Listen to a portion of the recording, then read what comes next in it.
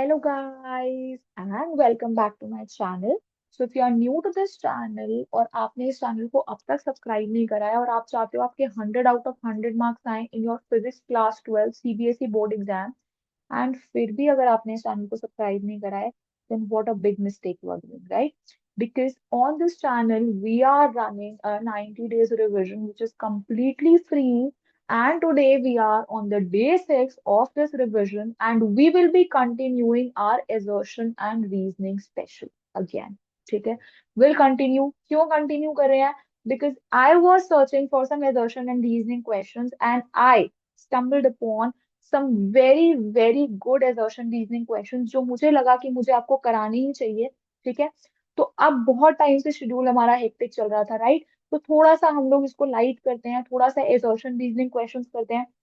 इतना ज्यादा न्यूमेरिकल्स में दिमाग जो है, बाल झड़ जाएंगे भाई, इतने न्यूमेरिकल्स भी नहीं करने चाहिए, है ना? तो थोड़ा सा हम लोग क्या कर रहे हैं, थोड़ा सा अपने शेड्यूल को लाइट कर रहे हैं और एजर्शन रीजनिंग वाले क्वेश्चंस पे आ रहे हैं. तो हम जो है वो शेड्यूल ही ऐसा बनाएंगे कि आप थोड़ा सा बहुत मुश्किल सा चीज करो, फिर थोड़ा सा आसान चीज करो, फिर मुश्किल चीज करो, फिर आसान चीज करो. फिर क्या लगता है, फिर फिजिक्स जो है वो बोझ नहीं लगती है भी नहीं, है ना? बहुत सारे बच्चों का यहाँ पे फिजिक्स जो है वो फेवरेट सब्जेक्ट होगा, मेरा फेवरेट सब्जेक्ट है फिजिक्स, है ना? तो फिजिक्स बोझ नहीं लगना चाहिए. ऐसे हम लोग जो है रिवीजन करते जाएंगे कि मजा आ जाएगा आपको पढ़ने में. ठीक है, तो चलिए, without wasting any time let us start with the question number 1, which is, though light of a single frequency is incident on a metal, the energies of the emitted photoelectrons are different. तो आपका photo electric effect से question आ गया है.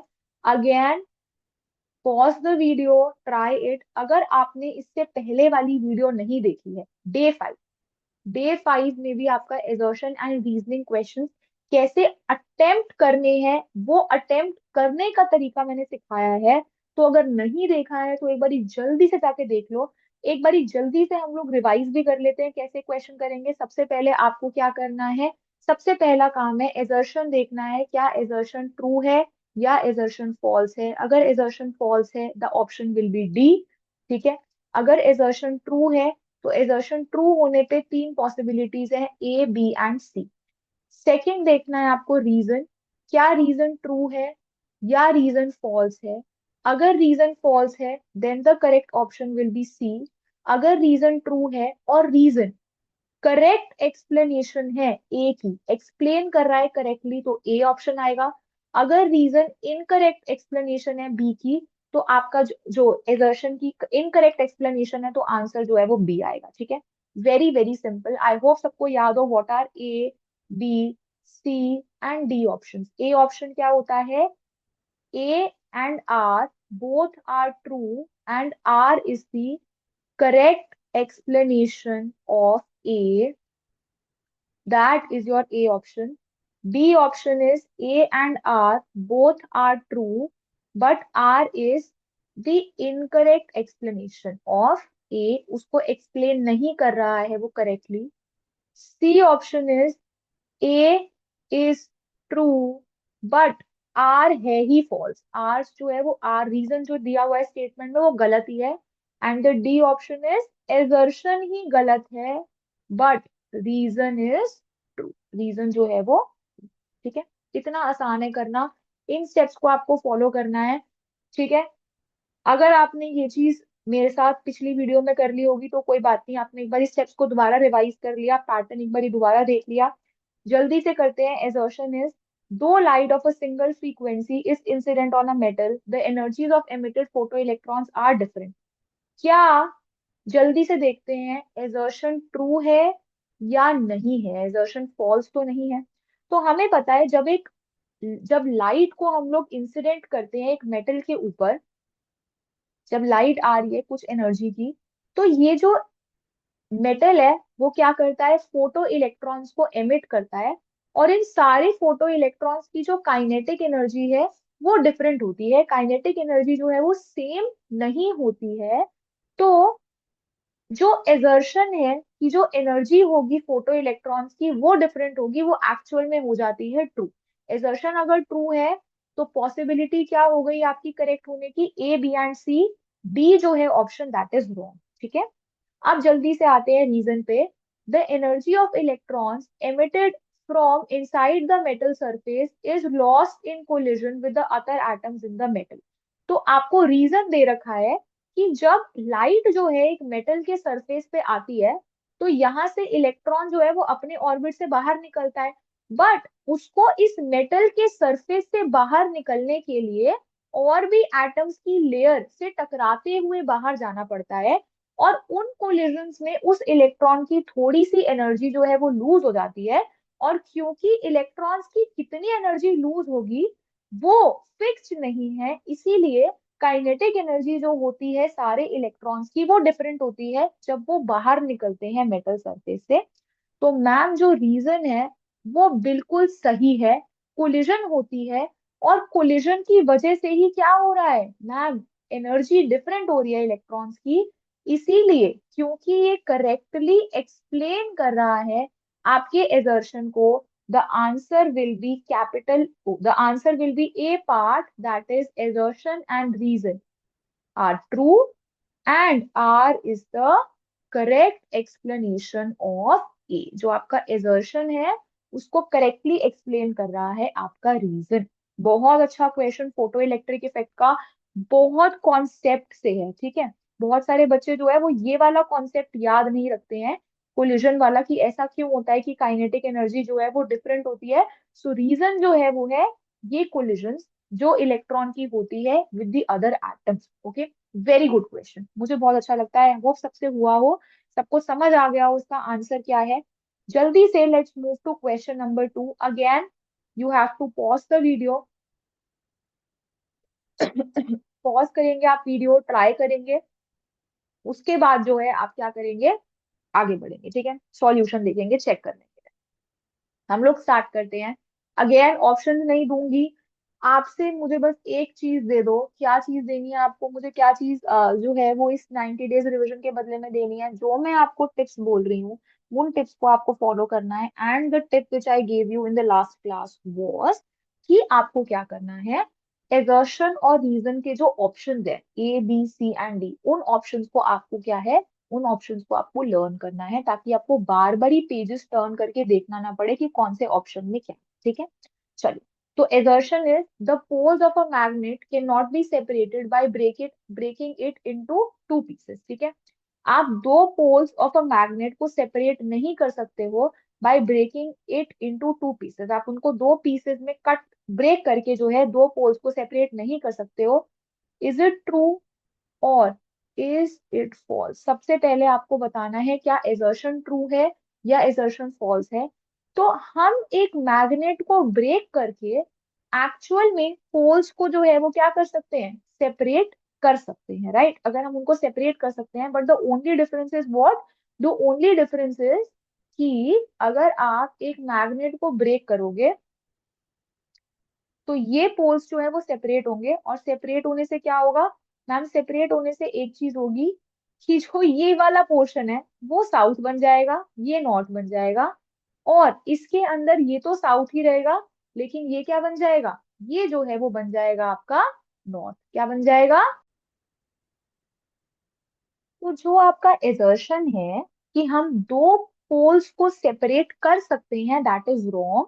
The two poles can never be separated. तो assertion क्या हो गया हमारा, एजर्शन हो गया ट्रू, एजर्शन फॉल्स नहीं है। तो क्या ऑप्शंस हो सकते हैं, A B and C options हो सकते हैं। Now let's move to the second step, that is हमें रीजन को रीड करना है। The magnetic moment will be reduced to half when a magnet is broken into two equal pieces. तो जब आप एक मैग्नेट को दो इक्वल पीसेस में जो है क्या करते हो, कट करते हो या रिड्यूस करते हो, तो उससे क्या होता है, उससे जो है वो मैग्नेटिक मोमेंट जो है वो हाफ हो जाता है। आपको सोचना है कि क्या ये ट्रू है या ये फॉल्स है। तो क्या होगा हमारे पास ये होगा कि जो मैग्नेटिक मोमेंट है, अगर हम लोग सोचें तो हमें पता है मैग्नेटिक मोमेंट क्या होता है, magnetic moment is the pole strength multiplied by the separation between the two poles. तो क्योंकि जब आप मैग्नेट को दो इक्वल पार्ट्स में डिवाइड कर रहे हो तो आप पोल्स के बीच के सेपरेशन को क्या कर रहे हो, हाफ कर रहे हो। तो मैग्नेटिक मोमेंट भी क्या हो जाएगा, अगर इस मैग्नेट का मैग्नेटिक मोमेंट m है तो दोनों मैग्नेट्स का मैग्नेटिक मोमेंट क्या हो जाएगा, हाफ हो जाएगा, right? So the reason is yes, the magnetic moment will be reduce to half. तो रीजन जो है वो क्या है, डेफिनेटली ट्रू है। तो ऑप्शन सी नहीं हो सकता है, ए हो सकता है और बी हो सकता है। बट क्या मैग्नेटिक मोमेंट का हाफ में रिड्यूस होना, क्या ये रीजन है कि जो पोल्स हैं मैग्नेट के वो सेपरेट नहीं हो सकते? No, that is not the reason कि जो मैग्नेट के दो पोल्स हैं वो दो पीसेस में ब्रेक करने पर जो है वो सेपरेट नहीं हो सकते। तो क्योंकि रीजन एजर्शन को एक्सप्लेन नहीं कर रहा है, option A will not be correct, the answer will be option B.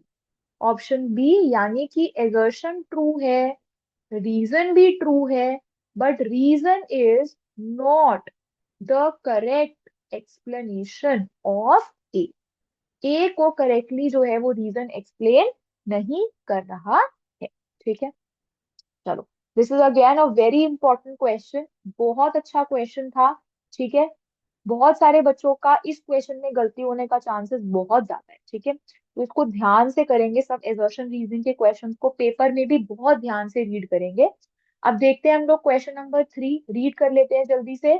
The force of repulsion between atomic nucleus and the alpha particle varies with distance according to the inverse square law. ठीक है, तो हमें पता है कि जो atomic nucleus और alpha particle के बीच का फोर्स ऑफ रिपल्शन है वो कूलम्स लॉ क्या कहता है। कूलम्स लॉ ये कहता है कि फोर्स ऑफ रिपल्शन जो है वो होगा क्यू के times Q of the alpha, Q of the nucleus जो ये एटॉमिक न्यूक्लियस है, divided by distance square, distance between them, right, उसका स्क्वायर। तो क्या ये इनवर्स स्क्वायर लॉ को ओबे कर रहा है? यस, क्योंकि वो इनवर्सली प्रोपोर्शनल है उनके बीच के डिस्टेंस का स्क्वायर के। तो एजर्शन जो है मैम ट्रू है, इट इज ट्रू कि जो फोर्स है उनके बीच का वो इनवर्स स्क्वायर लॉ को जो है वो क्या कर रहा है, ओबे कर रहा है, फॉलो कर रहा है। नेक्स्ट हमें देखना है रीजन। अब हमें क्या देखना है, रीजन। अगर ए ट्रू है तो क्या क्या हो सकता है, ए बी एंड सी हो सकता है, डी जो है वो नहीं हो सकता है। अब रीजन देखते हैं। Rutherford did the alpha particle scattering experiment, क्या ये स्टेटमेंट करेक्ट है? क्या रदरफोर्ड ने अल्फा पार्टिकल स्कैटरिंग एक्सपेरिमेंट करा था? यस, रदरफोर्ड ने ही अल्फा स्कैटरिंग एक्सपेरिमेंट करा था। तो ऑप्शन सी नहीं हो सकता है, ए और बी हो सकता है। बट क्या ये रीजन कि रदरफोर्ड ने अल्फा पार्टिकल स्कैटरिंग एक्सपेरिमेंट करा था, क्या ये एक्सप्लेन कर रहा है एजर्शन को कि जो फोर्स ऑफ रिपल्शन होगा दो चार्जेस के बीच में वो इनवर्स स्क्वायर लॉ को ओबे करेगा? No, that is not the correct explanation. Rutherford का एक्सपेरिमेंट करने से एजर्शन का कोई रिलेशन नहीं है। तो क्योंकि रीजन एक्सप्लेन नहीं कर रहा है आपके एजर्शन को, the answer will be B, that A and R both are correct, but R is not the correct explanation of A. R जो है वो A की explanation नहीं है। ठीक है, आया मजा? मुझे तो बहुत अच्छा लगता है ना क्वेश्चन नंबर, ऐसे क्वेश्चंस करने में जिसके अंदर हमें दिमाग लगाना पड़े। ठीक है, वैसे ये तो इजी था, इतना मुश्किल नहीं था, लेवल इसका इजी था, अच्छा था क्वेश्चन। इजी क्वेश्चन करने का भी अपना मजा है ना, कॉन्फिडेंस बिल्ड होता है। चलो, question number 4, question number 4 again, pause the video, try the question yourself and then come back to the video for the solution। ठीक है, ऐसे नहीं करेंगे कि बस जल्दी से सॉल्यूशन देख लिया और उसको लिख लिया, नहीं, खुद से करके देखेंगे। हजार बारी बता दिया कि खुद से करेंगे तो क्वेश्चन को अप्रोच करना आएगा, कॉन्फिडेंस बिल्ड होगा। और अगर क्वेश्चन नहीं हो रहे होंगे खुद से तो एक डर बैठेगा दिल में कि नहीं यार अब पेपर में दिन नहीं बचे हैं और मैं क्वेश्चन खुद से ना कर पा रहा हूँ, शायद मैं कर नहीं पा रही हूँ, तो अब मेहनत करनी पड़ेगी डबल, टाइम देना पड़ेगा पढ़ाई को ज्यादा। ठीक है, तो बहुत फायदे हैं खुद से क्वेश्चंस करने के। चलो जल्दी से रीड करते हैं question and reasoning. The diffusion current in a PN junction is from the P side to the N side।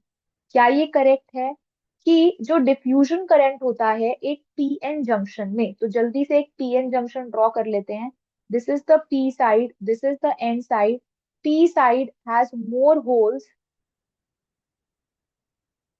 n side has more electrons. n side क्या है, इलेक्ट्रॉन रिच है। तो हमें पता है डिफ्यूजन करंट किस वजह से होता है ma'am, diffusion current is due to the concentration gradient. Concentration gradient मतलब क्या है, जब हम पी और एन साइड को इकट्ठे रखते हैं तो क्या होता है, पी साइड जो होता है उसके होल्स की कंसंट्रेशन ज्यादा है, यहाँ पे होल्स की कंसंट्रेशन ज्यादा है।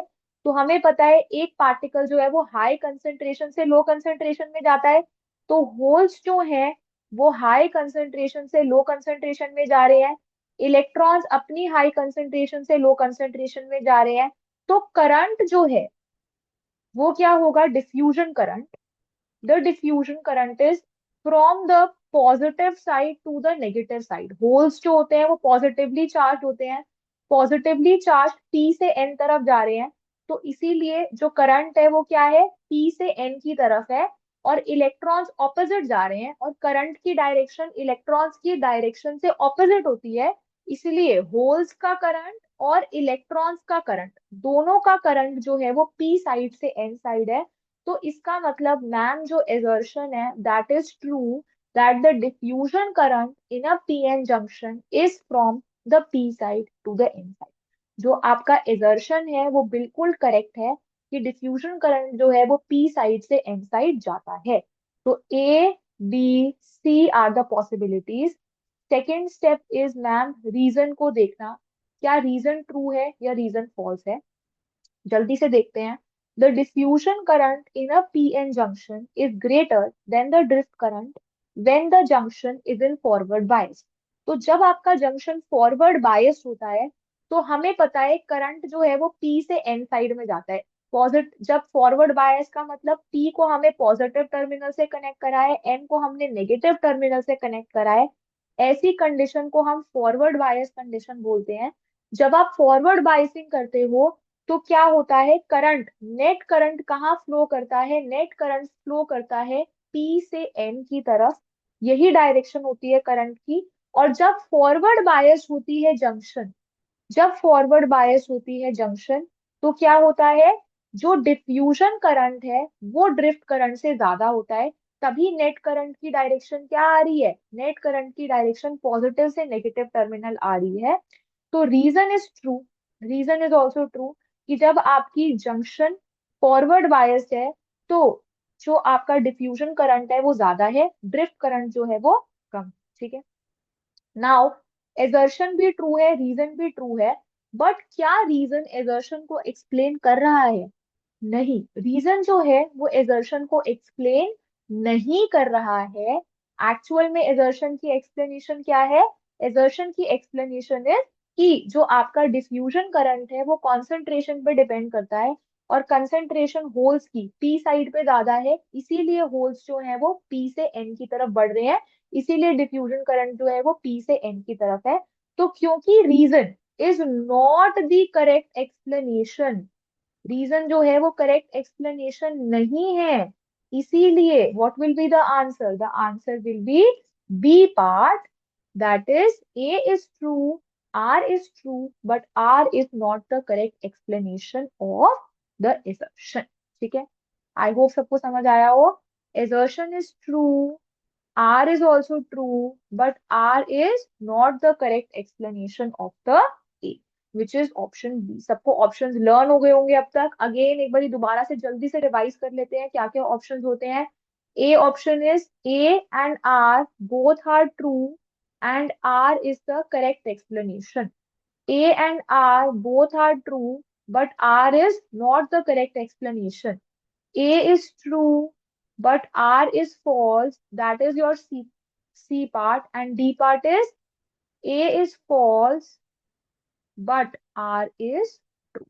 तो ये ऑप्शंस जो हैं आपको इतने अच्छे से याद होने चाहिए। ठीक है, चलिए जल्दी से मूव करते हैं, let's move to the question number 5। The question number 5, एक बारी जल्दी से वीडियो को पॉज करेंगे, ट्राई करेंगे खुद से करने का, ठीक है, जल्दी से करेंगे।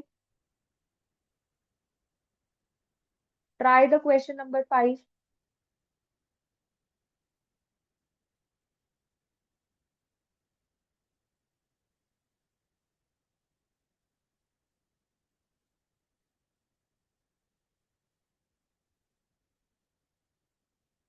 The question number 5 is assertion. When a conductor is placed in an external electrostatic field, the net electric field inside the conductor becomes zero after a small instant of time. जब भी आप एक कंडक्टर को external electrostatic field में रखते हो तो उसके अंदर जो नेट इलेक्ट्रिक फील्ड है वो क्या हो जाती है, जीरो हो जाती है. The assertion is true. Assertion true है, क्यों? क्योंकि हमें पता है कि चार्ज इंड्यूस होने की वजह से कंडक्टर के अंदर नेट इलेक्ट्रिक फील्ड क्या होती है, जीरो हो जाती है. तो एजर्शन ट्रू है. तो ऑप्शंस हो सकते हैं आपके A, B and C. Reason देखते हैं जल्दी से. It is not possible to set up an electric field inside a conductor. Possible नहीं है इलेक्ट्रिक फील्ड सेटअप करना एक कंडक्टर के अंदर. So that is actually false. ये जो है वो क्या है, गलत है. क्यों गलत है? क्योंकि आप एक कंडक्टर के अंदर सेटअप कर सकते हो इलेक्ट्रिक फील्ड. कब कर सकते हो? आप कंडक्टर के अंदर तब एक इलेक्ट्रिक फील्ड को सेटअप कर सकते हो जब क्या हो, कंडक्टर के ऊपर जो है वो करंट हो. अगर कंडक्टर जो है उसकी सरफेस पे करंट फ्लो कर रहा है, उस केस में there is an electric field inside a conductor. तो इसके अंदर कौन सा ऑप्शन ठीक होगा? A is true but R is false. The correct option is C. The correct option is C, that A is true but the R is false. आपका जो reason है वो क्या है, फॉल्स है. ठीक है. अगेन ये क्वेश्चन बहुत सारे बच्चे, बहुत चांसेस है गलत करने के, क्योंकि बहुत सारे बच्चों को ये जो है वो पता नहीं होता फैक्ट कि अगर कंडक्टर के ऊपर करंट फ्लो कर रहा है तो उसके अंदर इलेक्ट्रिक फील्ड जो है वो सेटअप हो सकती है. ठीक है. चलिए, let's move to question number 6. Question number 6 again, pause the video, try the question yourself. एक बार खुद से जरूर करके देखेंगे. चलिए जल्दी से शुरू करते हैं. Assertion: the energy of a charged particle moving in a magnetic field increases. क्या एक चार्ज पार्टिकल की एनर्जी इंक्रीज होती है जब वो मैग्नेटिक फील्ड में मूव करता है? सो एजर्शन ओवर हियर, ये जो एजर्शन है क्या वो ट्रू है या वो फॉल्स है? The answer is assertion is false. assertion false क्यों है? क्योंकि हमें पता है कि मैग्नेटिक फील्ड में जब कोई चार्ज पार्टिकल मूव करता है मैग्नेटिक फील्ड में, तो उसका जो वर्क डन है that is zero. The work done by the magnetic field on a moving charge is zero. The reason is correct over here. Reason बिल्कुल सही है, बट जो एजर्शन है वो क्या है, फॉल्स है. ठीक है. तो इसीलिए क्योंकि एजर्शन फॉल्स है, क्या आंसर हो जाएगा इसका? The answer will be option D, that assertion is false but the reason is true. ठीक है. एजर्शन फॉल्स है बट रीजन क्या है, ट्रू है. So this was your question number 6. ये आपका क्या है, क्वेश्चन नंबर 6 है. नाउ सिर्फ एजर्शन रीजन क्वेश्चंस नहीं करेंगे. मैंने बताया था एक क्वेश्चन हम डेरिवेशन का जरूर प्रैक्टिस करेंगे. One derivation a day keeps the deduction of marks away, है ना. एक डेरिवेशन रोज करेंगे फिजिक्स में फुल मार्क्स लाने के लिए. Question is derive an expression of capacitance of a parallel plate capacitor. Very very very important question. You have to derive an expression of capacitance of a parallel plate capacitor, and you have to tell how will the capacitance change if the space between the two plates is filled with a medium of dielectric constant capital K. एक parallel plate capacitor है आपके पास इस तरीके से.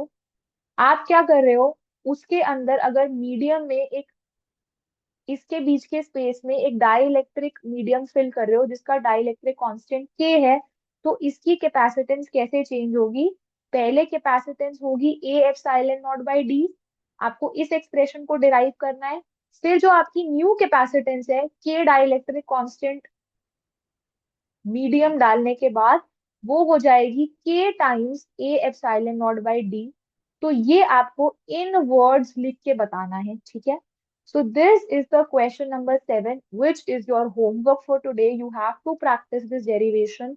अगर आपके पास ये derivation available है, very good. If you do not have this derivation, I will upload a video of this derivation and you can refer to that video इस derivation को करने की, ठीक है। तो अगेन क्या करना है, प्रैक्टिस करना है, डेरिवेशन को लिखनी है 3 बारी खुद से। You have to write the derivations 3 times at least, ताकि आपको ये जन्मों तक याद रहे, ठीक है। अगले जन्म में भी अगर आपसे कोई पूछ ले कैपेसिटेंस निकाल के दिखाओ पैरेलल प्लेट कैपेसिटर की, तो आप शुरू हो जाओ करना, ठीक है। सो आई होप आपको आज की ये वीडियो बहुत अच्छी लगी हो। मुझे पर्सनली बहुत मजा आता है आपके लिए ये क्वेश्चन आंसर्स की वीडियोस बनाने में, ठीक है। मुझे फिजिक्स बहुत पसंद है। आई होप आपको भी फिजिक्स धीरे धीरे जो है वो अच्छी लगने लगे, ठीक है। If you like this video, आपको मजा आया पढ़ने में, तो इस वीडियो को जरूर लाइक करेंगे। कमेंट करके बताओ मुझे आपको क्या अच्छा लगा, क्या मैंने कहीं कोई गलती तो नहीं कर दी है ना। कुछ गलती जो है वो मैम से भी हो सकती है, तो आप मुझे बता सकते हो। This is a Roadies task for you, है ना। रोडीज में टास्क मिलता है ना, ऐसे ही आपको एक टास्क मिल गया यहाँ पर कि आपको बताना है मैम ने कहीं गलती तो नहीं कर दी है कोई। एंड अगर आपको और कुछ समझना है, कुछ भी, if you have any views you can ask me, you can tell me in the comment section. Subscribe this channel, notification लाने के लिए बेल आइकन को प्रेस कर लेना, वही जनरल जो सब यूट्यूब वाले बोलते ही हैं, है ना। और क्या क्या बोलना होता है, और बोलना होता है कि सब्सक्राइब कर लेना, दोस्तों को शेयर कर देना वीडियो, है ना। हेल्प अदर्स, जिनको ये फ्री 90 डेज रिविजन आपको लगता है हेल्प करेगी, उनको शेयर कर दो ये वीडियो, ठीक है। जितना आप शेयर करते हो, जितने व्यूज बढ़ते हैं, उतना मुझे भी मोटिवेशन मिलता है कि चलो अच्छी बात है, at least I am able to help people out there, I am able to help students out there, जिनको एक्चुअली एक अच्छे फिजिक्स टीचर की नीड है, जो एक्चुअल में उनके लिए कुछ करना चाहता है, ठीक है। Okay, so bye bye everyone, keep studying, keep revising, keep practising, and बहुत सारा जो है मैं आपको विशेष देती हूँ कि आपके जो है वो बहुत अच्छे अच्छे मार्क्स आए, ठीक है। चलो bye bye everyone, and I will see you in the next video which we will upload tomorrow. So bye bye.